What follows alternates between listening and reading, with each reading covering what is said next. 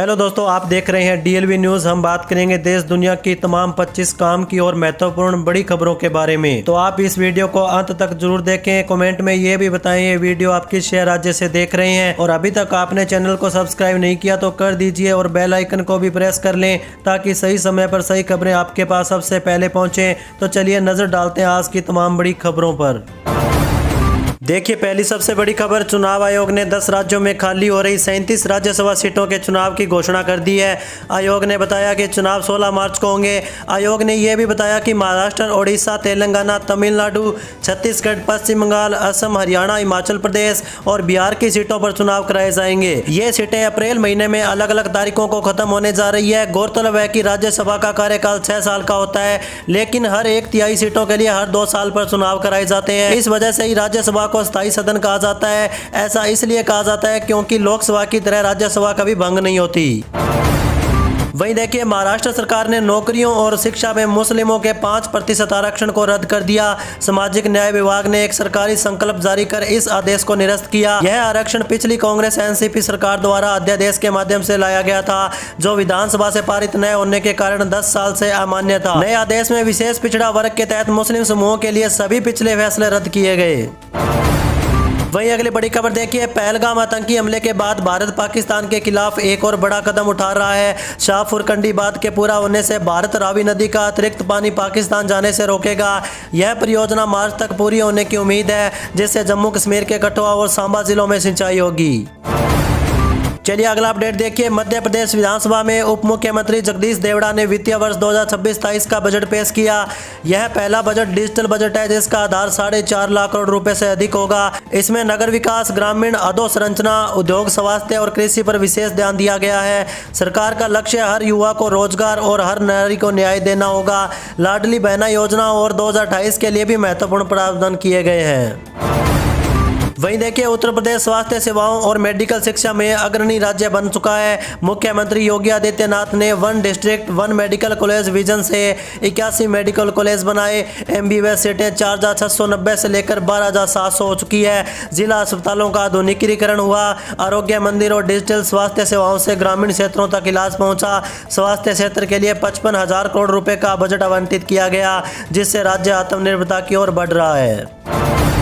इसी के साथ अगला अपडेट देखिए, बागपत में 5 साल की नर्सरी की छात्रा के साथ 7वीं और 9वीं के छात्रों ने सामूहिक दुष्कर्म किया। दोनों किशोर 7 से 8 दिनों तक बच्ची के साथ गंदा काम करते रहे। बच्ची को किसी से न बताने की धमकी भी दी गई। बच्ची के पेट में दर्द हुआ तो सारा मामला खुला। पुलिस ने दोनों किशोरों को गिरफ्तार कर लिया है।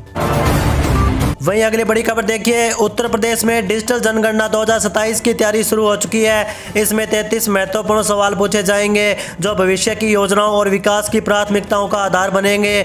जनगणना पूरी तरह से डिजिटल होगी और मोबाइल पर पुष्टि संदेश भी आपको मिलेगा। लखनऊ में 27 जिलों के मास्टर ट्रेनरों का प्रशिक्षण शुरू हो चुका है। 7 से 21 मई तक स्वगणना की सुविधा भी मिलेगी, जबकि मुख्य जनगणना 22 मई से 20 जून तक प्रस्तावित की जाएगी।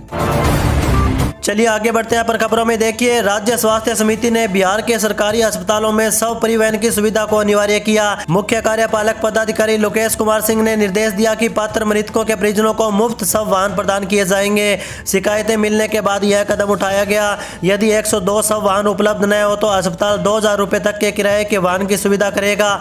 लापरवाही पर अधिकारियों को निलंबित भी किया जाएगा।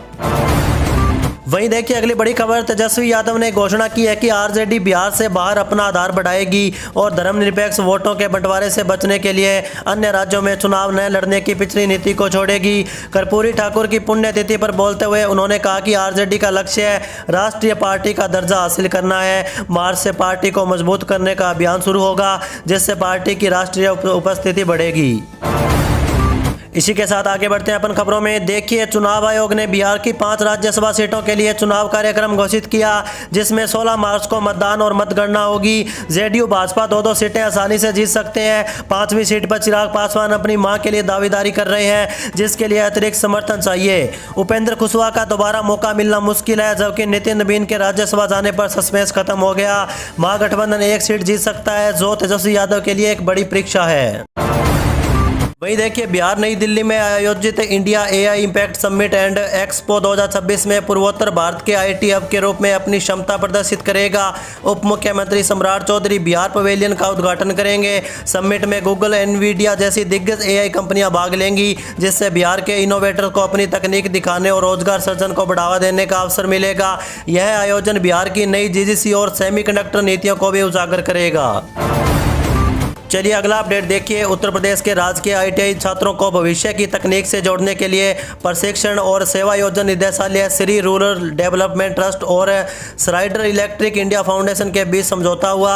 इसके तहत 20 आईटीआई में विश्व स्तरीय इलेक्ट्रीशियन और सौर ऊर्जा लैब स्थापित होंगी। अगले 3 सालों में 8,250 छात्रों को solar water pump, hybrid solar system और इंडस्ट्रियल ऑटोमेशन का प्रशिक्षण मिलेगा, जिससे उनके लिए रोजगार के नए अवसर खुलेंगे। वहीं देखिए दोस्तों, अमेरिकी विदेश मंत्री मार्को रूबियो ने दावा किया कि भारत ने अतिरिक्त रूसी कच्चा तेल खरीदना बंद करने का आश्वासन दिया। यह बयान म्यूनिख सुरक्षा सम्मेलन में आया। हालांकि भारतीय विदेश मंत्री एस जयशंकर ने स्पष्ट किया कि भारत के ऊर्जा संबंधी निर्णय राष्ट्रीय हित, उपलब्धता और लागत पर आधारित होंगे। उन्होंने भारत की रणनीतिक स्वायत्तता पर जोर देते हुए कहा कि फैसले स्वतंत्र रूप से लिए जाएंगे। अमेरिकी दावों की पुष्टि नहीं की। वहीं अगली खबर देखिए। प्रधानमंत्री मोदी ने कहा कि भारत विनिर्माण सेवा और एमएसएमई की मजबूती के कारण व्यापार वार्ताओं में दृढ़ता से बात कर पाया। उन्होंने राजनीतिक स्थिरता को निवेशकों का भरोसा बहाल करने वाला बताया और 38 देशों के साथ हुए मुक्त व्यापार समझौतों को विकसित भारत की नींव कहा। मोदी ने निजी क्षेत्र से नवाचार में निवेश करने और 2047 तक विकसित भारत के लक्ष्य को प्राप्त करने के लिए आक्रामक कदम उठाने का आग्रह किया। चलिए अगला अपडेट देखिए। बरेली में एक 10वीं की छात्रा को उसकी सहेलियों ने बहला फुसलाकर नशीला पदार्थ दिया और अपने भाई अन्नस से दुष्कर्म करवाया। छात्रा का आरोप है कि दुष्कर्म का वीडियो भी बनाया गया। शिकायत के बाद नवाबगंज थाने में अन्नस, उसकी 2 नाबालिग बहनों और माता पिता के खिलाफ अपहरण, दुष्कर्म, धमकी व पोक्सो एक्ट के तहत मामला दर्ज किया गया। पुलिस आरोपियों की तलाश कर रही है। इसी के साथ आगे बढ़ते हैं अपन खबरों में। देखिए, राकेश टिकैत ने कहा कि अमेरिका के साथ ट्रेड डील से भारतीय किसान बर्बाद हो जाएगा। उन्होंने चिंता जताई कि आयातित पशु आहार और दूध से स्थानीय पशुपालन खत्म होगा और धार्मिक भावनाएं आहत होंगी, क्योंकि यह मांसाहारी हो सकता है। टिकैत ने सरकार पर धार्मिक भावनाओं की अनदेखी का आरोप लगाया। कहा कि बाक्यू जल्द ही बड़े आंदोलन की घोषणा करेगा। वहीं देखिए, बांग्लादेश में चुनावी जीत के बाद तारिक रहमान के सलाहकार हुमायूं कबीर ने भारत से नए सिरे से संबंध शुरू करने का आग्रह किया। उन्होंने भारत से बदली राजनीतिक वास्तविकता स्वीकार करने और पारस्परिक लाभ के लिए काम करने को कहा। कबीर ने शेख हसीना को आतंकवादी बताया और पीएम मोदी व रहमान के बीच फोन वार्ता का भी जिक्र किया। वहीं अगली बड़ी खबर देखिए। उत्तर प्रदेश में लखपति दीदी योजना के तहत 18 लाख से अधिक महिलाएं आत्मनिर्भर बनी। योगी सरकार की महिला सशक्तिकरण योजनाओं ने 33 लाख से अधिक महिलाओं को आर्थिक की ओर अग्रसर किया। स्वयं सहायता समूहों से जुड़ी हुसन आरा खातून और शशिकला राजभर जैसी महिलाएं सफल उद्यमी बन रही है। बीसी सखियां ग्रामीण क्षेत्रों में बैंकिंग सेवाएं पहुंचाकर वित्तीय साक्षरता बढ़ा रही है। इससे प्रदेश में बड़ा सामाजिक आर्थिक बदलाव देखने को मिला। चलिए अगला अपडेट देखिए। केंद्रीय गृह मंत्री अमित शाह ने गांधीनगर में डिजिटल मुद्रा आधारित सार्वजनिक वितरण प्रणाली का शुभारंभ किया। उन्होंने किसानों के हितों की रक्षा का आश्वासन दिया और राहुल गांधी के आरोपों का खंडन किया। अमित शाह ने कहा कि मोदी सरकार ने यूपीए से 15 गुना अधिक एमएसपी पर अनाज खरीदा और किसानों को बजट बढ़ाया। उन्होंने डिजिटल इंडिया की उपलब्धियां भी बताई और अहमदाबाद में अनपूर्ति अनाज एटीएम का उद्घाटन किया।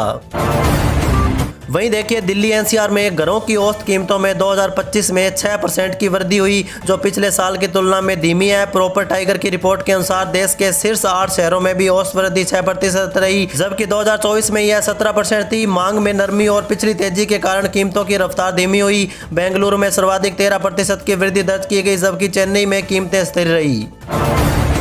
इसी के साथ आगे बढ़ते हैं अपन खबरों में। देखिए, प्रधानमंत्री नरेंद्र मोदी ने नई दिल्ली में एआई इम्पैक्ट समिट के दूसरे दिन विज्ञान और प्रौद्योगिकी के जनित में उपयोग पर जोर दिया। उन्होंने एक्स पर पोस्ट कर बुद्धि, तर्कशीलता और निर्णय क्षमता को विज्ञान का सार बताया। पीएम मोदी 19 फरवरी को उद्घाटन भाषण देंगे, जिसमें वे समावेशी और भरोसेमंद एआई के लिए भारत के दृष्टिकोण को साझा करेंगे। वहीं देखिए दोस्तों, टीटी ने युवती को सीट दिलाने का झांसा देकर एसी प्रथम श्रेणी कोच के केबिन में ले जाकर दुष्कर्म किया। युवती एनसीसी की परीक्षा देकर लौट रही थी और जल्दबाजी में टिकट नहीं ले पाई। टीटी ने पहले उसका नाम पता पूछा, फिर उसे केबिन में ले गया, जहां उसने घटना को अंजाम दिया। युवती ने 112 नंबर पर कॉल किया और अपने परिजनों को बताया। चलिए अगला अपडेट देखिए। उत्तर प्रदेश सरकार निवेशकों को आकर्षित करने और मैन्युफैक्चरिंग सेक्टर को मजबूत करने के लिए रिकॉर्ड लैंड बैंक बनाने पर जोर दे रही है। मुख्य सचिव एसपी गोयल ने औद्योगिक विकास प्राधिकरणों की भूमि प्रगति की समीक्षा की। उन्होंने समयबद्ध भूमि अधिग्रहण, विकास और आवंटन सुनिश्चित करने के निर्देश दिए। चालू वित्तीय वर्ष में 78,000 एकड़ भूमि आवंटन का लक्ष्य है। साथ ही औद्योगिक क्षेत्रों में बुनियादी सुविधाओं पर भी ध्यान दिया जाएगा। वहीं देखिए दोस्तों, अखिलेश यादव ने भाजपा पर सपा के वोट कटवाने के रणनीति बनाने का आरोप लगाया।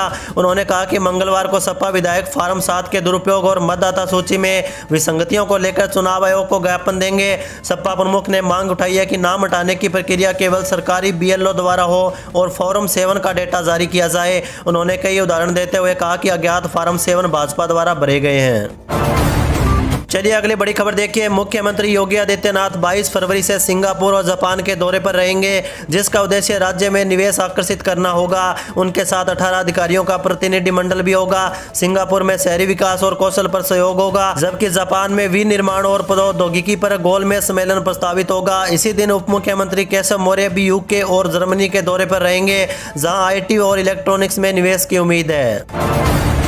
वहीं देखिए, केंद्रीय गृह मंत्री अमित शाह ने घोषणा की है कि मार्च तक भारत नक्सलवाद पूरी तरह से मुक्त हो जाएगा। उन्होंने कहा कि नक्सलवाद अब अंतिम सांस ले रहा है और 11 राज्यों में फैला यह आंतरिक सुरक्षा के लिए बड़ी चुनौती था। अमित शाह ने पूर्वोत्तर में शांति समझौतों और युवाओं के मुख्य धारा में शामिल होने का भी उल्लेख किया। उन्होंने आंतरिक सुरक्षा को मजबूत करने के लिए सीसीटीवी नेटवर्क और सीमा सुरक्षा के आधुनिकीकरण की योजनाओं पर भी प्रकाश डाला।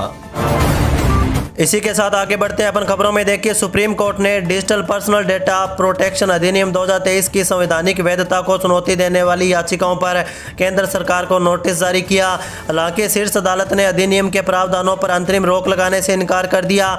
पीठ ने कहा कि यह मामला सूचना के अधिकार और निजता के अधिकार के बीच संतुलन बनाने से संबंधित जटिल और संवेदनशील मुद्दों से जुड़ा है, जिसके लिए गहन विश्लेषण की आवश्यकता है।